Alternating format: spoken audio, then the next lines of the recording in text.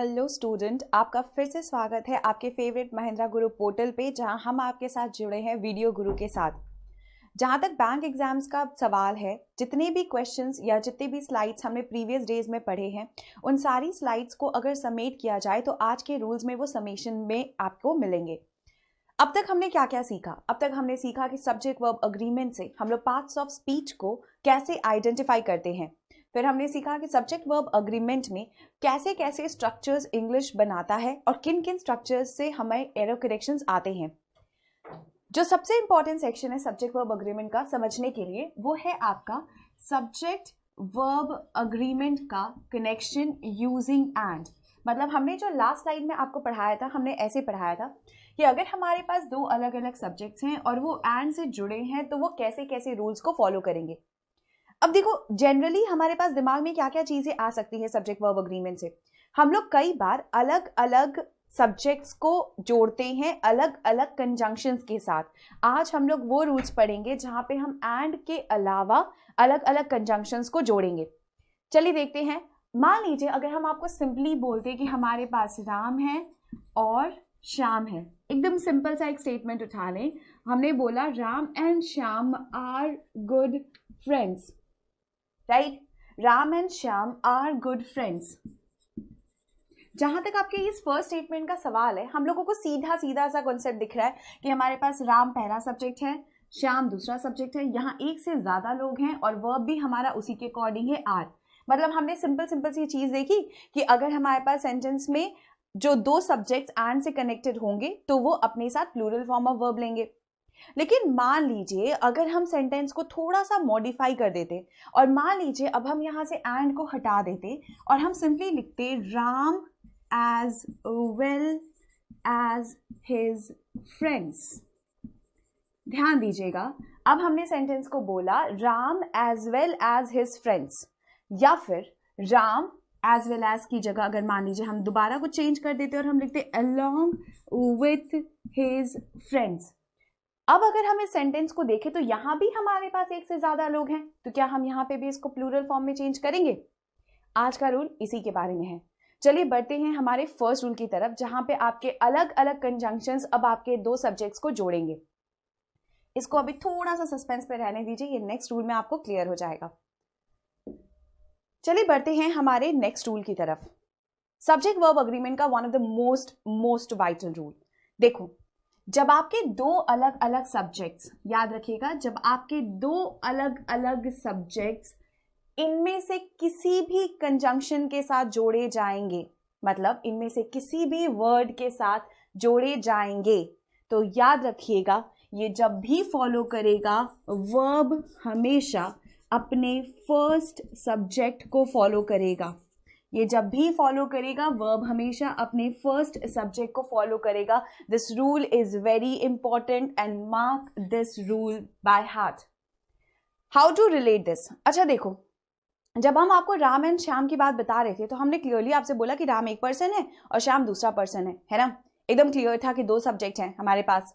लेकिन जब हम बोल रहे हैं कि हमारे पास with, along with, together with, as well as, ऐसे वर्ड से अगर हमारे दो सब्जेक्ट्स जोड़े जाएंगे तो वो दो सब्जेक्ट्स हमेशा अपने साथ जो फॉर्म यूज करेंगे वर्ब का, वो होगा according to your first subject.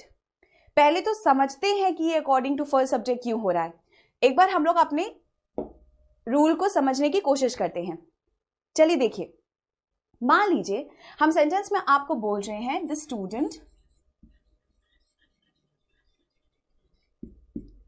along with his parents have या फिर has arrived। अब अगर हमारे पास सेंटेंस को ध्यान से देखेंगे तो आपको क्लियरली दिख रहा है कि हमारे पास स्टूडेंट हमारा फर्स्ट सब्जेक्ट है। वो किसके साथ आया है? अपने पेरेंट्स के साथ आया है। तो पेरेंट्स तो वैसे भी दिख रहा है, एस ले रहा है, तो इसका मतलब ये लोग दो लोग आ रहे हैं, है ना? तो इसका मतलब ये हमारा सेकंड सब्जेक्ट का काम कर रहा है। सेंटेंस को अगर पढ़ा जाए तो देखो कैसा दिख रहा है कि हमारे पास सेंटेंस में एक से ज्यादा सब्जेक्ट्स हैं, तो दिमाग एकदम से क्लिक क्या कर रहा है कि ये तो फिर हमारा हमेशा हैव ही होगा, है ना? दिमाग में सबसे पहली चीज क्या जाएगा कि इसका जो वर्ब का फॉर्म होगा वो प्लूरल होगा। बट क्या होगा? नहीं, इस केस में नहीं होगा। अकॉर्डिंग टू रूल हमने आपको अभी पढ़ाया, क्योंकि ये along with से जुड़ा है इसीलिए अपने फर्स्ट सब्जेक्ट को फॉलो करेगा। क्योंकि मेरा first subject student singular form में है, इसीलिए हमारा सेंटेंस का जो वर्ब होगा वो भी सिंगुलर होगा। मतलब इस सेंटेंस का अगर करेक्शन देना होगा तो वो हो जाएगा हैज। अब इसको समझते हैं कैसे। अगर आप सेंटेंसेस को तोड़ें तो देखो हम आपको एकदम क्लियरली ऐसे समझाते हैं। मान लीजिए कि हम बोल रहे हैं आप एक स्कूल में पढ़ते हैं, ठीक है। आज आपके स्कूल में पेरेंट्स टीचर की मीटिंग है और आप अपने पेरेंट्स को अपने साथ लेकर आए हैं। एक बात बताइए, आप अपने पेरेंट्स को लेकर आए हैं या आपके पेरेंट्स आपको लेकर आए हैं? दोनों में डिफरेंस है ना। स्कूल में तो आप पढ़ते हैं, पेरेंट्स टीचर मीटिंग आपका है, तो इसका मतलब आपके साथ आपके पेरेंट्स आए हैं। तो हमारा जो मेन कंसर्न है वो आपसे है ना। क्योंकि हम मेन कंसर्न के सब्जेक्ट को फॉलो करते हैं, इसीलिए जो हमारा वर्ब होता है वो भी हमारे फर्स्ट सब्जेक्ट को ही फॉलो करता है। ध्यान दीजिएगा, हम फिर से समझा रहे हैं। जब भी हम विथ, अलोंग विथ, आपका अगर अलग कोई और फॉर्म हो गया जैसे कि एज वेल एज हो गया, टुगेदर विथ हो गया, इनको यूज करते हैं तो हम हमेशा फर्स्ट सब्जेक्ट को एम्फसाइज करते हैं। जैसे मान लीजिए Ram together with his friends, ठीक है। तो जब आप टुगेदर विथ बोलते हो तो आप बोलते हो राम के साथ उसके दोस्त आए। तो मेरा जो मेन कंसर्न जा रहा है सेंटेंस में वो कौन है? राम है। इसीलिए हमारा वर्ब जो है वो हमेशा हमारे फर्स्ट सब्जेक्ट के अकॉर्डिंग होता है। This is a very vital rule. अब हम आपको इस रूल को थोड़ा सा और इलैबोरेट करेंगे कुछ एग्जाम्पल्स के साथ। Let's see our first example. यहां पे आपके पास एक सेंटेंस दिया हुआ है, उस सेंटेंस में लिखा है the president along with the prime minister. यहां दो सब्जेक्ट है। पहला सब्जेक्ट हमारे यहाँ सेंटेंस में एक प्रेसिडेंट है और दूसरा है प्राइम मिनिस्टर। खैर यहाँ तो खैर दिमाग ही नहीं लगाना पड़ रहा है ना, क्योंकि यहाँ पे तो दोनों ही सिंगुलर है, तो जाहिर सी बात है। बट देखो ऐसा मत कभी सोचिएगा कि अगर यहाँ पे अलोंग विथ की जगह पे मान लो एंड होता तो ये दो सब्जेक्ट होते और तब ये हैवी लेता। बट क्योंकि अलोंग विथ है और अलोंग विथ के साथ हम हमेशा हमारे फर्स्ट सब्जेक्ट को फॉलो करते हैं, इसीलिए हमारे सेंटेंस का ये फॉर्म भी सिंगुलर ही होगा। हैव और हैज में अगर आपको कुछ सिलेक्ट करने को बोला जाएगा तो आपका जो आंसर होगा वो होगा हैज। मतलब अगर हमारा स्टेटमेंट का करेक्शन हुआ और मान लीजिए एग्जाम में आपको दिया होता कि the president along with the prime minister have appealed for piece, तो ये स्टेटमेंट गलत होता। हमारा करेक्शन क्या हो जाता? Has appealed for peace, because according to rule we will always follow our first subject. Now this goes a very vital rule. अब and के बाद इस कंजंक्शन को पढ़ने के बाद, एंड के बाद हमने आपका अलोंग विथ वाला एक कंजंक्शन रूल पढ़ा। अब हम पढ़ने जा रहे हैं कुछ और अलग। मतलब अब दो सब्जेक्ट इसके अलावा के वर्ड्स के साथ जोड़े जाएंगे और वो वर्ड्स क्या क्या है पहले उनको समझते हैं। आपके सामने स्क्रीन पे कुछ वर्ड्स लिखे हैं, नीदर नॉर, ईदर और, नॉट ओनली बट ऑल्सो। दिमाग में सबसे पहली चीज क्या स्ट्राइक करी है? ये सारे के सारे हमारे कंजंक्शंस हैं, है ना। और ये सारे के सारे हमारे कौन से कंजंक्शंस हैं? अगर आप लोग ध्यान से सोचिएगा तो ये सारे के सारे हमारे को रिलेटिव कंजंक्शंस हैं। मतलब बोला जा रहा है कि अब अगर दो सब्जेक्ट, ध्यान दीजिएगा, हम सेंटेंस में बोल रहे हैं कि अब अगर हमारे दो सब्जेक्ट्स इनमें से किसी भी को रिलेटिव कंजंक्शन के साथ जोड़े जाएंगे तो हमारा रूल क्या हो जाएगा? ध्यान देने की बात यह है कि हमारा जो सेंटेंस होगा और जो वर्ब होगा that will follow always your second subject. Now remember, this is very important. This is very very important. अगर आपके सेंटेंस के दो अलग अलग सब्जेक्ट्स, ध्यान दीजिएगा, अगर आपके सेंटेंस के दो अलग अलग सब्जेक्ट्स को रिलेटिव कंजंक्शन के साथ जोड़े जाएंगे, जैसे कि not only but also, either और, नीदर नॉर, वेदर और, हम हमेशा इस केस में हमेशा हमारा प्रेफरेंस जो वर्ब लेगा वो आपका सेकेंड सब्जेक्ट ही होगा। एक बार फिर से ध्यान दीजिएगा, अब तक हम लोग अलग अलग कंजंक्शंस को जोड़ रहे तो कंफ्यूजन मत रखना। दो सब्जेक्ट एंड से कनेक्टेड हैं तो दो आ सकते हैं, है ना, तो वो प्लूरल बिल्कुल हो सकते हैं। दो सब्जेक्ट अगर अलोंग विथ या फिर टुगेदर विथ या फिर विथ या फिर एज वेल एज से जुड़े हैं तो फर्स्ट सब्जेक्ट। अगर को रिलेटिव कंजंक्शंस, मतलब वो कंजंक्शंस जो हमेशा पेयर्स में यूज होते हैं, देखिएगा आप लोग अगर एक पैटर्न देखो तो ऑलमोस्ट एवरी कंजंक्शन यहाँ पेयर में यूज होता है, राइट। तो पेयर्स में भी अगर यूज हो तो हम इनके साथ हमेशा हमारे सेकेंड सब्जेक्ट को फॉलो करेंगे। एक बार चलते हैं हमारे रूल की तरफ और कुछ एग्जाम्पल्स के साथ इसको क्लियर करते हैं। सेंटेंस में देखो क्या लिखा है, neither the schemes nor the offer. ध्यान दीजिएगा, जो सबसे पहला सब्जेक्ट है नीदर द स्कीम्स, वो प्लूरल है क्योंकि स्कीम्स तो यहाँ पे मोर देन वन है। उसके साथ लिखा है नॉट द ऑफर, जो दूसरा सब्जेक्ट बन रहा है हमारे सेंटेंस का, वो आपके सेंटेंस में सिंगुलर फॉर्म में है। यस और नो? आपका जो दो सब्जेक्ट है, देखिए दो अलग अलग है, पहला सब्जेक्ट प्लूरल, दूसरा सिंगुलर। अब अकॉर्डिंग टू रूल हमने अभी क्या पढ़ा? हमने पढ़ा कि अगर नीदर नॉर ईदर और से कनेक्टेड होगा तो हमारा जो प्रेफरेंस होगा वर्ब का, या जो वर्ब लेगा, वो हमेशा किसको फॉलो करेगा? आपके सेकंड सब्जेक्ट को, राइट? तो इसका मतलब अगर हैव या हैज में से कोई ऑप्शन खोजना होगा, क्योंकि मेरा ऑफर सिंगुलर है, मेरा आंसर क्या हो जाएगा? सीधे सीधे has.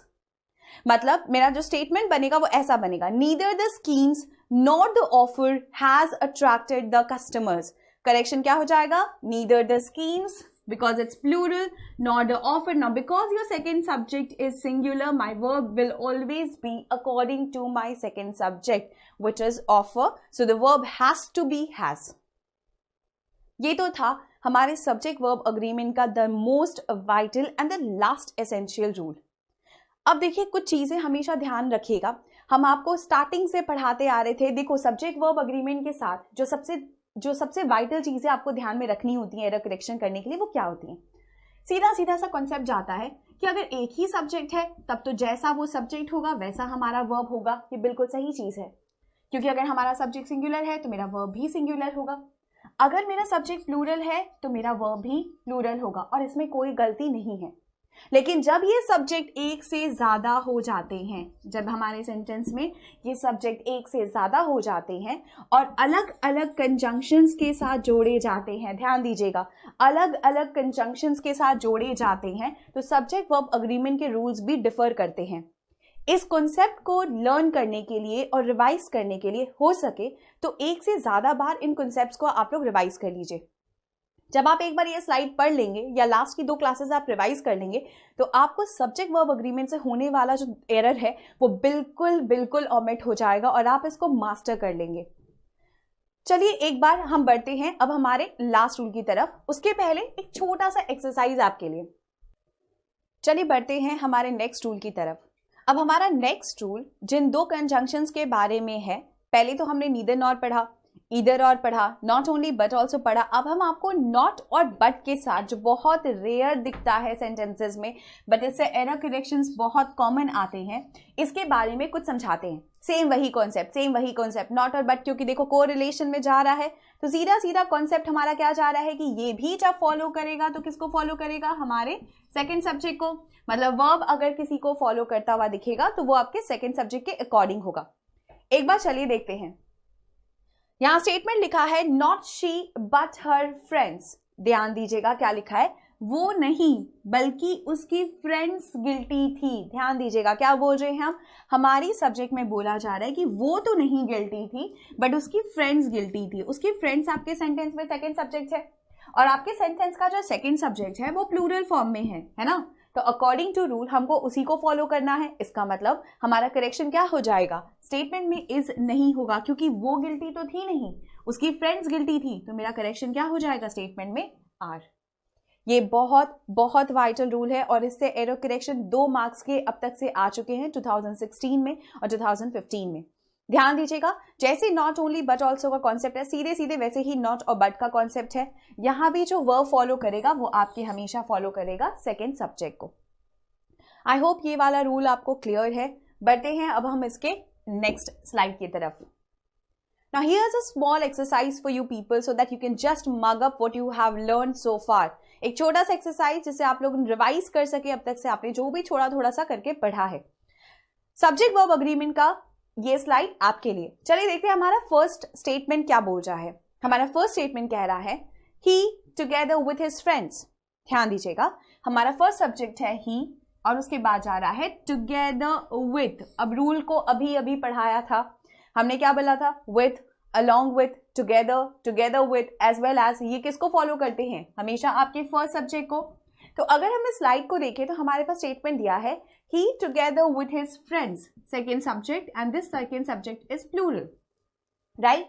he together with his friends are या is coming today। तो डेफिनेटली क्योंकि मेरा फर्स्ट सब्जेक्ट सिंगुलर है और मेरा वर्ब फर्स्ट सब्जेक्ट के अकॉर्डिंग होगा तो मेरा आंसर यहाँ पे हो जाएगा is coming today।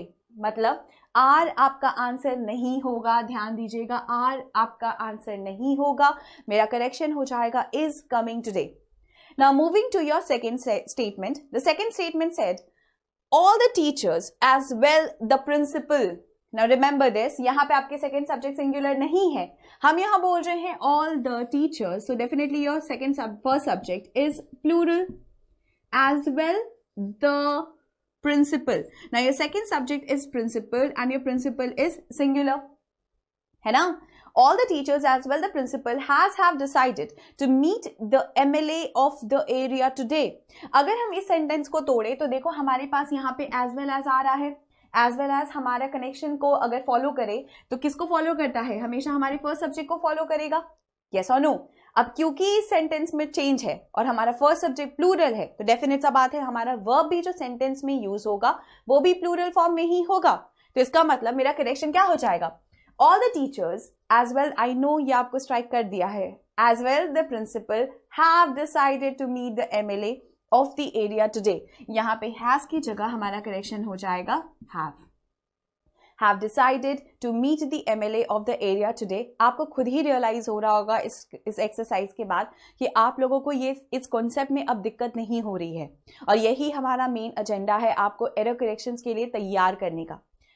Coming to your third statement says neither Ravi nor his friends. अब conjunctions बदल गए हैं, अब हम आ रहे हैं हमारे co-relative conjunctions पे जिसके अकॉर्डिंग मेरा verb हमेशा मेरे second subject के अकॉर्डिंग होगा, right?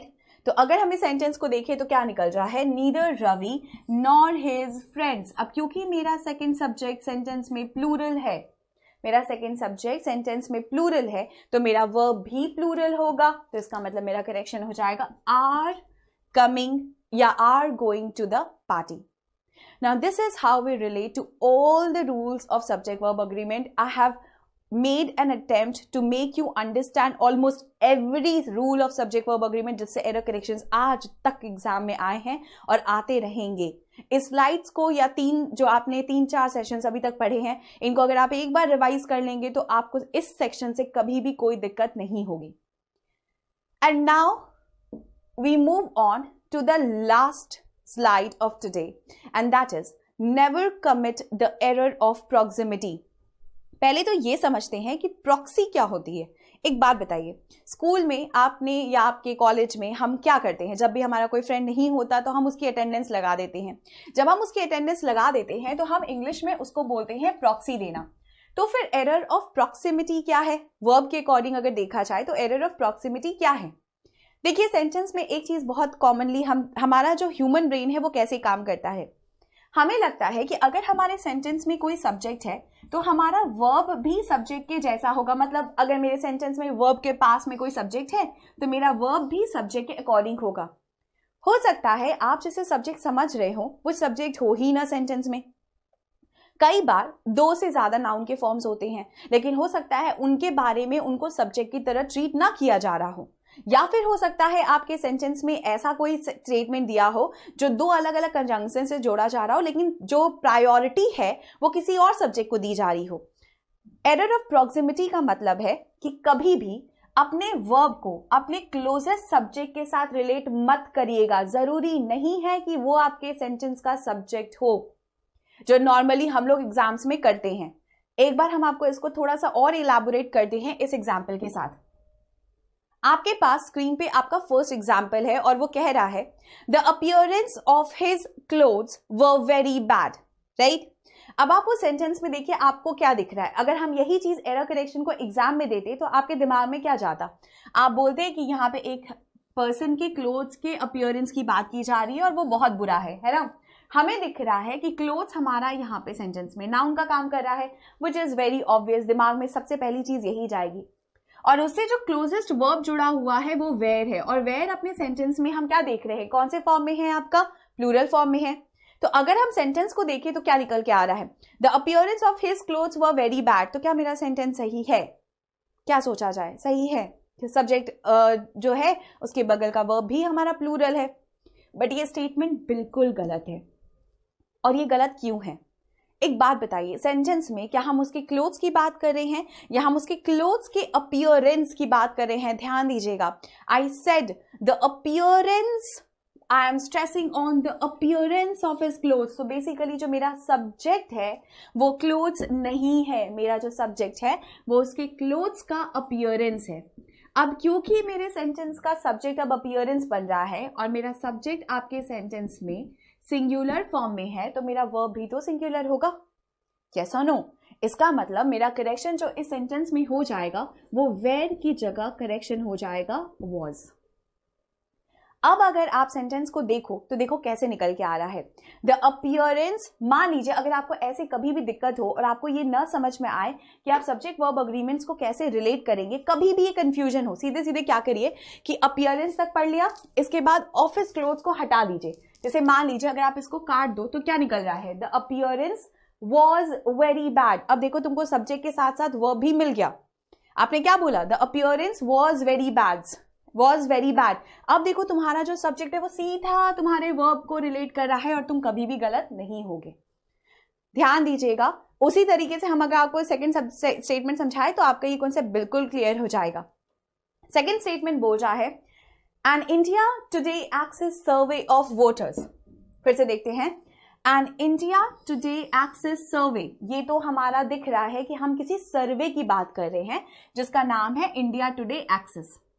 सो बेसिकली सर्वे हमारा सब्जेक्ट दिखता हुआ बनता हुआ दिख रहा है, ऑफ वोटर्स। अब दोबारा वो सेंटेंस टूट रहा है और वो बोल रहा है of voters in Gujarat and West Bengal. ठीक है, हम बोल रहे हैं वोटर्स की बात हो रही है, तो वोटर्स अब हमारा सेकंड सब्जेक्ट बनता हुआ दिख रहा है ना। ऑफ वोटर्स कहां कहां के, गुजरात के और वेस्ट बंगाल के, have predicted comfortable victories for the saffron party.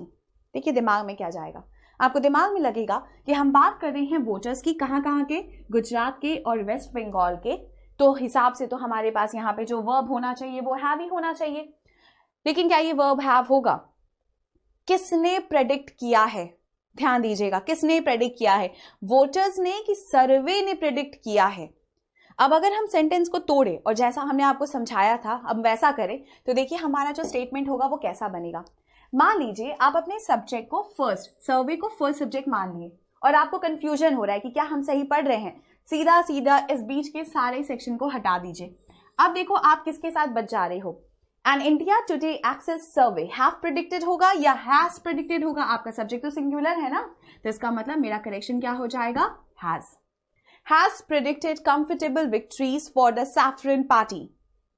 ये होता है एरर ऑफ प्रॉक्सिमिटी। नॉर्मली क्या होता है, एक ह्यूमन कंसेप्शन ऐसे पड़ता है एरर करेक्शन। ये स्टेटमेंट अगर आपको एग्जाम में दिया जाता तो देखिए आपके साथ क्या क्या होता। हो सकता है इस सेंटेंस को ऐसे पार्ट्स में डिवाइड कर दिया जाता और आपको बोला जाता कि एरर करेक्शन आप खोजिए और आपका ये सेंटेंस होता नो एरर।